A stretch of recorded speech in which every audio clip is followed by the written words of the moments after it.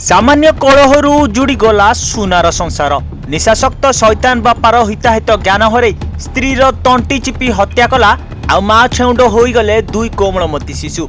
एपरि एक अभावनीय घटना घटी बलांगीर जिला पुईतला थाना फटकरा गाँव में। मृत महिला जनक हेले ममता छंद। ममता को हत्या करने अभियोग रे तांको स्वामी अभिजित छंद को पुलिस अटक रखी।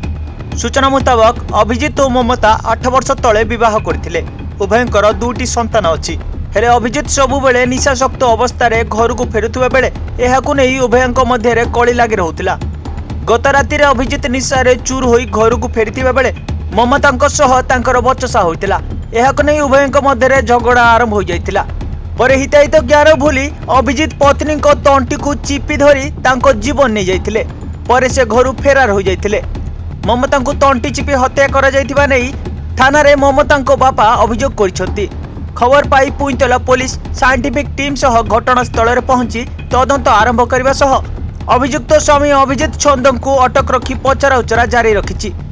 एथिसह सबको जबत करी व्यवच्छेद पाई बलांगीर भीम भई मेडिकल को पठाई देइछंती पुईतला पुलिस।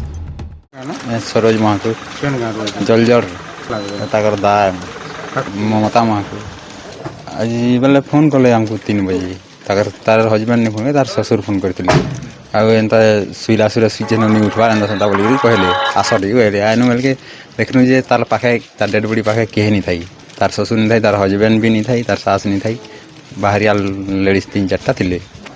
आउ सेरा जना पड़ी जे एक्चुअली 20 चिपी ही मार दै छे।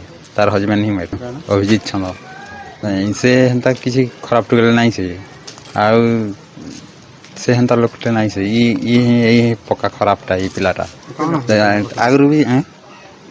आगु भी तार हेंता खराब प्रकृति अच्छी खराब बेले हेंता ताकर इन गाँव रे हेंता तो सर मिलला के पाइथिलु हेंता बेकार हिसाब बेकारी हिसाब पिलाटी तो नहीं कह पार बाकी हेंता खराब पिलाटे बोली कहसन लोग जना भी पड़े जार न खराब भी से माने भी कहसन ओरिजिनल लोग माने भी कहसन आगु कली झगली तो मुई नहीं जानी बाकी कली झगड़ी हवाटा।